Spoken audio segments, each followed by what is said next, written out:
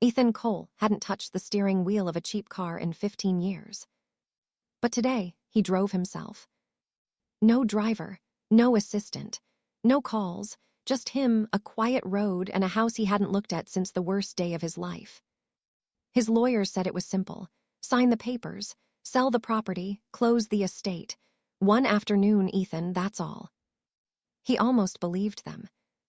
The old neighborhood looked smaller than he remembered. The houses leaned a little. The trees had grown wild. He parked at the end of the cracked driveway and sat there for a moment, hands still on the wheel, staring at the place where he grew up. Then he noticed the curtain move. He stepped out slowly, briefcase in hand, eyes forward.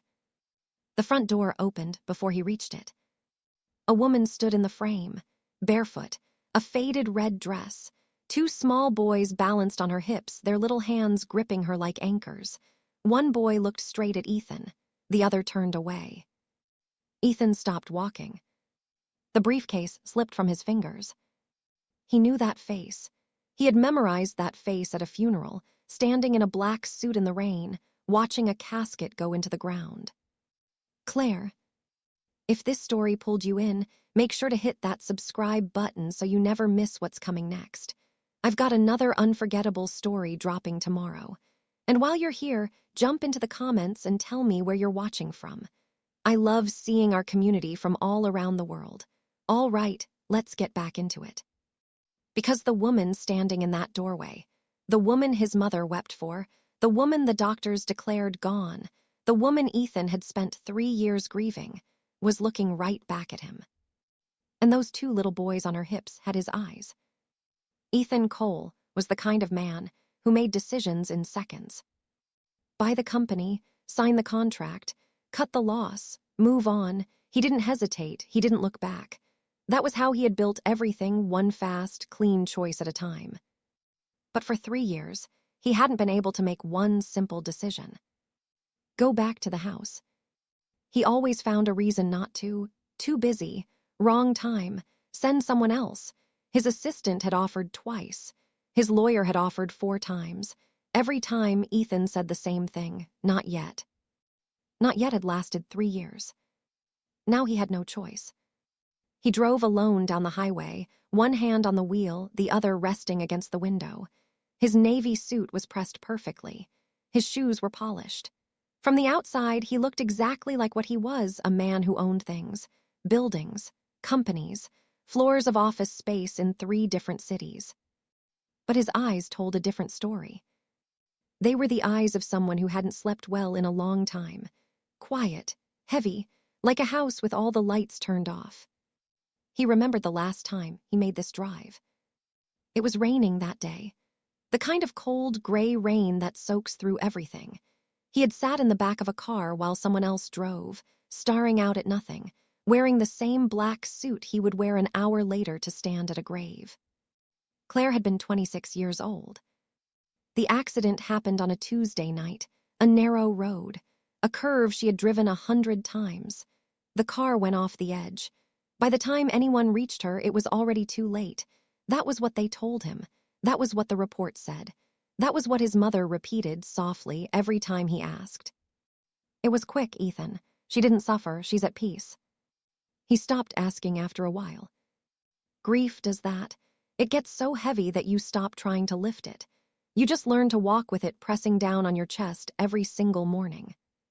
He sold their apartment 6 months later, bought a penthouse with floor-to-ceiling windows and no memories inside it, worked 16-hour days, built 2 more companies, won awards he didn't care about.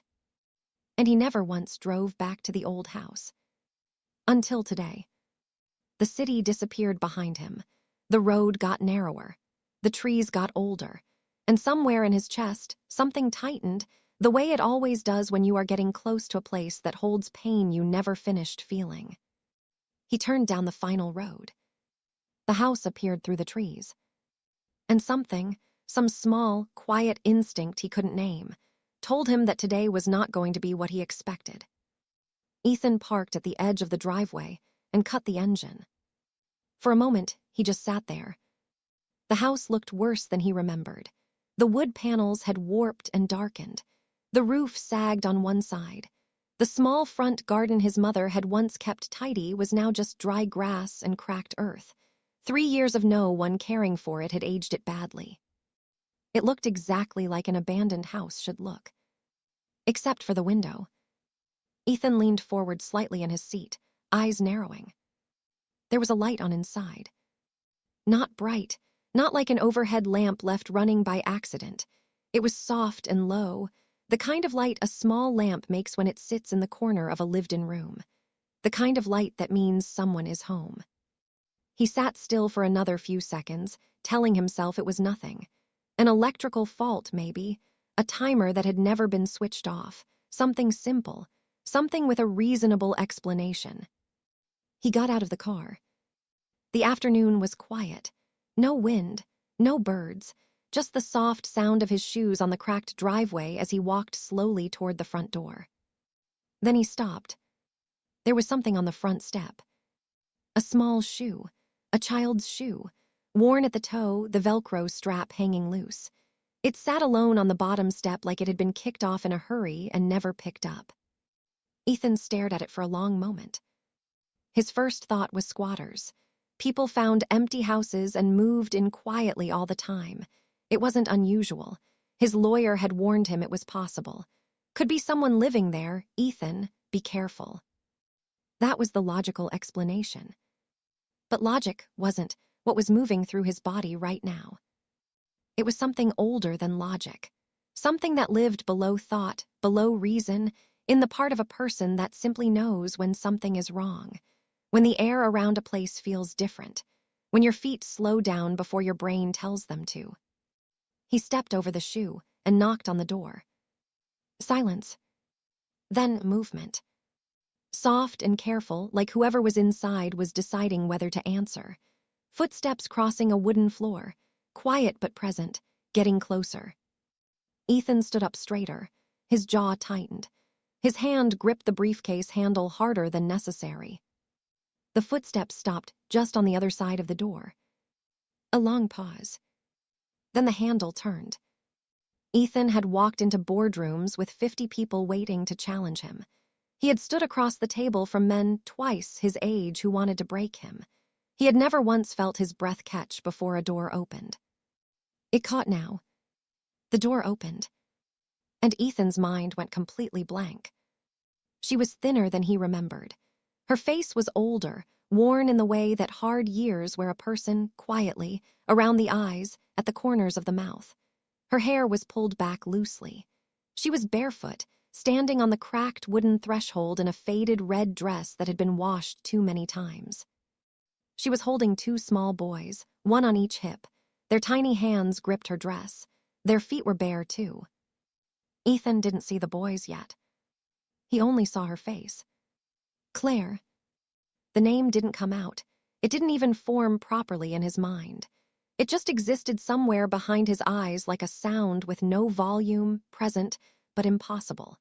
His brain tried to process what he was seeing and failed completely. Like a machine handed something it was never built to understand. He had watched them lower her casket into the ground. He had stood at that grave in the rain.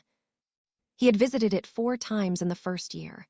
Alone, always alone, standing there with his hands in his pockets, not knowing what to say to a stone with her name carved into it. And she was standing right in front of him. For 3 full seconds, neither of them moved. Claire's expression wasn't joyful. It wasn't warm. It was the face of someone who had just seen their worst fear walk up the front path and knock on the door. Her eyes were wide. Her arms pulled the boys closer, tighter, like a reflex she couldn't stop. One of the boys turned and looked at Ethan. Dark hair, steady eyes, and something in his face, something in the line of his jaw, the shape of his brow, that hit Ethan like a physical blow. Then Claire slammed the door. The sound cracked through the quiet afternoon like a gunshot. Ethan didn't move. His hand was still raised from the knock. His briefcase had fallen at some point. He hadn't felt it leave his fingers. It sat on its side in the dirt at the bottom of the step. He stood there, breathing. Just breathing. His whole body had gone cold.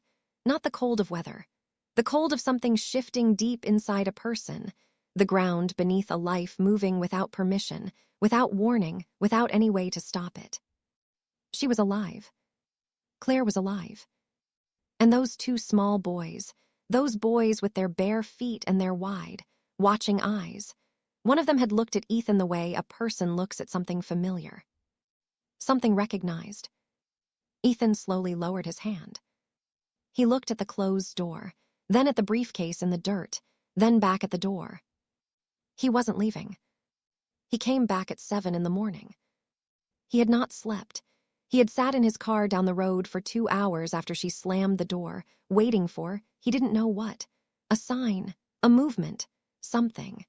Eventually, he drove to a motel 20 minutes away, lay on top of the covers fully dressed, and stared at the ceiling until the sky turned gray. Then he got up, drove back, and used his old key. The lock was the same. It had never been changed. The door swung open slowly, the way it always had, and Ethan stepped inside. The house was empty. Claire was gone. The boys were gone. But the life they had built here, that was still everywhere. He stood in the doorway of the small front room and just looked. 2 beds sat against the far wall. They were made from salvaged wood, mismatched planks, nails hammered in at uneven angles, rough at the edges. They were small, just the right size for a child of 2 or 3. Each one had a thin blanket folded neatly on top. Whoever had made those beds had built them with their hands. Ethan moved to the wall beside the window. It was covered in crayon drawings, the unsteady, joyful kind that small children make when someone gives them colors and space. Suns with too many rays, houses with smoke coming from chimneys. 2 small figures always drawn side by side, holding hands. He stood in front of them for a long time. In the kitchen, a single bowl sat by the sink, 1 cup beside it. The shelves held very little, some rice, some tinned food, a small jar of peanut butter nearly empty. Medical receipts were pinned to the wall above the counter with a rusted tack. He pulled them down one by one and read them slowly. 2 names, same age, same birth date. His hands were very steady. He noticed that. The way they stayed still even as something inside his chest was coming apart. He found the shoebox under a loose floorboard in the back room. He almost missed it. His foot caught the edge of the board and he looked down, and something made him kneel. Inside the box were a few photographs, a small amount of cash, and a folded piece of paper. He unfolded it. A birth certificate. Twin boys, born 3 years ago, 4 months after the accident. Mother, Claire Cole. Father. The line was blank. Not crossed out, not corrected. Just left empty, a space where a name should have been, sitting there like a question no one had answered. Ethan read the line 3 times. Then he sat down on the floor of the room where he had once slept as a boy, birth certificate in both hands, and felt something move through him that was bigger than sadness and older than anger. Someone had told her to leave that line empty. He was almost certain of it. He heard the door open behind him. He didn't turn around. He just sat at the kitchen table, birth certificate flat in front of him, and waited. The boys came in first. He could hear them, small feet on the wooden floor, quiet voices. Then Claire said something soft to them, and the sounds moved to the other room. A moment later, she appeared in the kitchen doorway. She saw him. She saw the birth certificate. She didn't run. She pulled out the chair across from him and sat down. Her hands folded on the table. Her eyes met his. And for the first time since she had opened that door, she looked like someone who had decided something. "How long have you known where I was?" Ethan asked. "I didn't," she said. "Not until yesterday." He waited. Claire took a slow breath, and then she told him everything. 6 weeks after their wedding, his mother came to see her alone. Ethan was away on a business trip.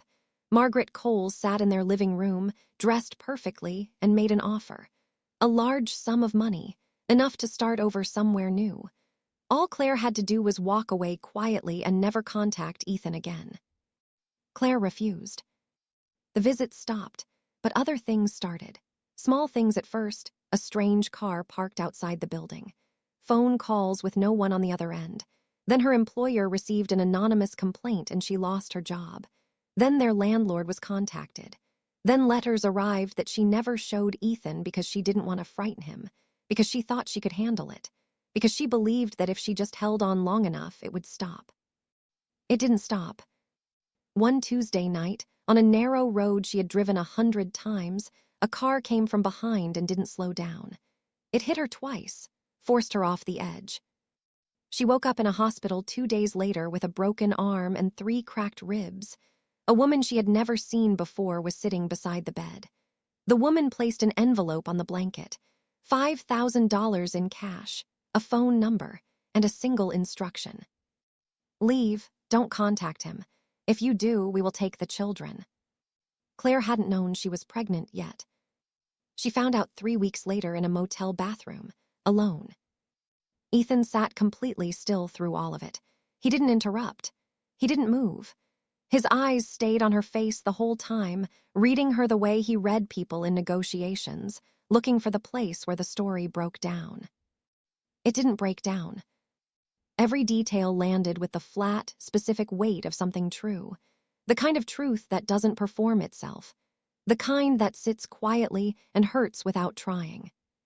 When she finished, the kitchen was very silent. "The closed casket," he said finally. His voice came out lower than he expected. "They told me the impact was too severe, that I shouldn't." "I know what they told you." He looked down at the birth certificate, at the blank line where his name should have been. And the worst part, the part that would stay with him for a long time after, was that somewhere beneath the shock, beneath the devastation, a small and terrible voice was whispering that he already knew. Not the details, not the truth. But that something had always been wrong. And he had trusted his mother enough to never ask what. Ethan left that afternoon to find a lawyer. Not his usual firm, not anyone connected to the family name or the Cole estate. Someone clean. Someone his mother had never met. He drove 40 minutes to the next town, made 2 calls from a payphone outside a gas station, and set up a meeting for the following morning. He felt like he was moving underwater, everything slightly slow, slightly heavy. But he was moving. That was what mattered. He was back on the road within 2 hours. Claire heard the car from the window. She thought it was Ethan returning early. She was at the sink, the boys sitting behind her on the floor with a box of old crayons, when she heard the engine. She dried her hands and turned toward the door. Then she saw the car. It was black, long, the kind of car that announces itself. She knew it immediately. Her whole body went still. The door opened and Margaret Cole stepped out. She was dressed in a cream coat, hair set perfectly, a small bag over one arm. She looked at the house the way someone looks at something far beneath them, not with cruelty, just with the calm certainty of a person who has never once doubted their place in the world. She walked to the front door and knocked once. Claire didn't move for a moment. One of the boys looked up at her. She made herself breathe. Then she opened the door. Margaret looked at her for a long moment. Then her eyes moved slowly down to the twins. Something crossed her face, not warmth, not shock. Something more controlled than either. "You stayed," Margaret said. Her voice was pleasant, conversational, like they were running into each other at a garden party. "I always wondered." Claire didn't speak.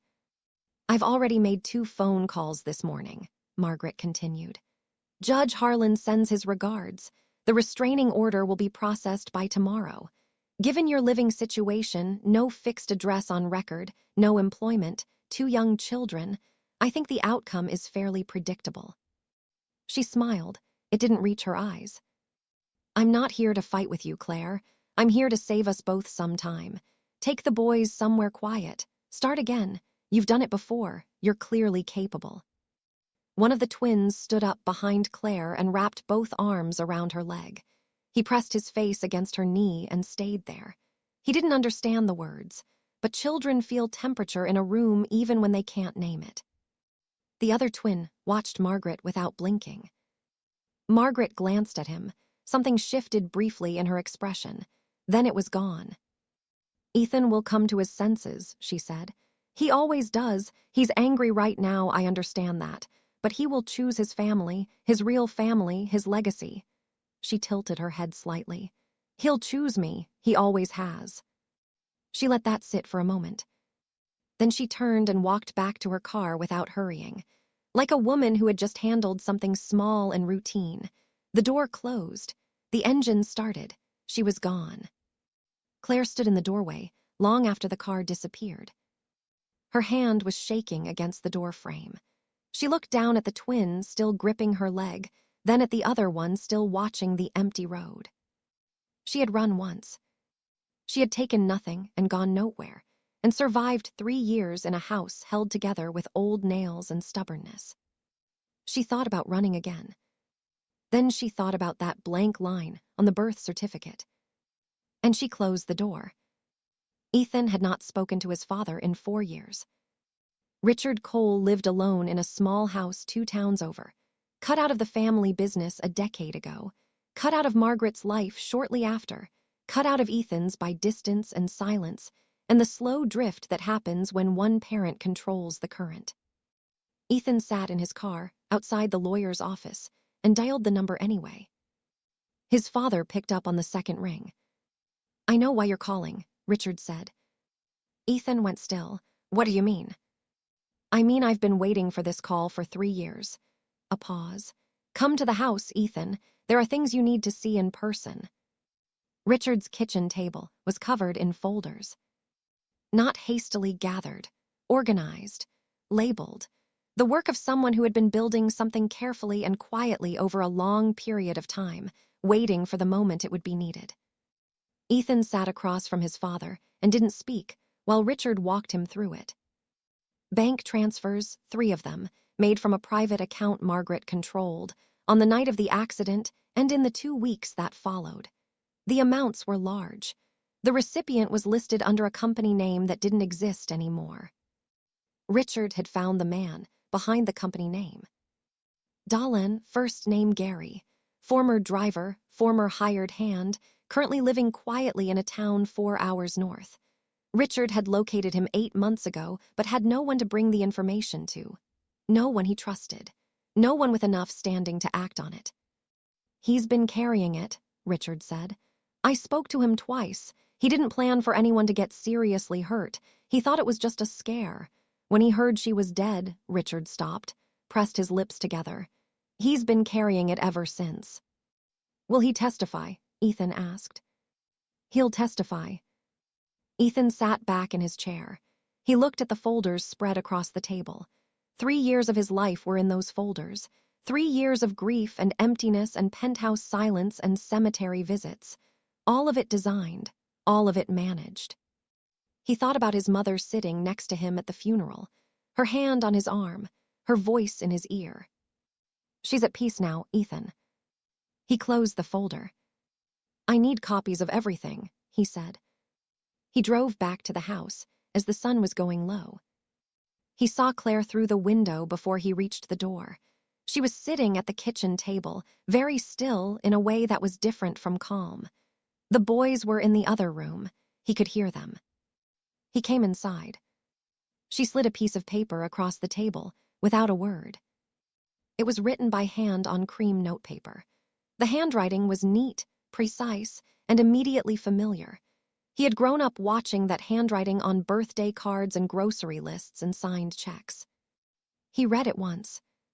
It was short, measured, the kind of message designed to sound reasonable to any outside reader while delivering its threat with complete clarity to the person it was meant for. Margaret mentioned the restraining order. She mentioned the boys. She mentioned stability and fitness and what courts tend to prioritize. The last line read, I hope you'll be sensible, Claire, for their sake. Ethan set the note down flat on the table. Claire was watching him. Her hands were wrapped around a cup that had long gone cold. She wasn't shaking anymore, but she had been. He could see the residue of it in the set of her shoulders. She was here, Claire said quietly. I know, he looked at her steadily. She won't be the one deciding anything, not anymore. He placed his hand on top of the folders he had carried in from the car. For the first time in 3 years, the weight in his chest felt like something other than grief. It felt like the moment before a door opens. Margaret opened the door before they reached it. She had seen them coming up the drive, Ethan, Richard, and a woman in a gray coat carrying a leather document case. Margaret stood in the doorway of her large house, composed and still, wearing a pale blue blouse and her usual expression of quiet authority. She looked at Richard for a moment. Something moved behind her eyes. Then she stepped back and opened the door wider. "Come in," she said. "I'll put on coffee." "We won't need coffee," Ethan said. They sat at the dining room table, the same table where Ethan had eaten 1,000 childhood meals, where Margaret had hosted dinner parties and charity committee meetings and quiet conversations with judges and city officials. Ethan opened the folder. He didn't speak. He simply placed the documents on the table one at a time. The bank transfers, the company name, Dahlin's signed statement, the email thread, 7 messages between Margaret and the address linked to Dahlin's company, beginning 4 weeks after Ethan and Claire's wedding. The final message sent the morning after the accident. Margaret sat with her hands folded and read each page as it was placed in front of her. She didn't deny a single word. When the last page was down, she looked up at Ethan calmly and said, "I did what I believed was right for you." Ethan said nothing. "She wasn't built for your world," Margaret continued. Her voice was even, measured, the voice of a woman delivering a position she had rehearsed and refined and never once doubted.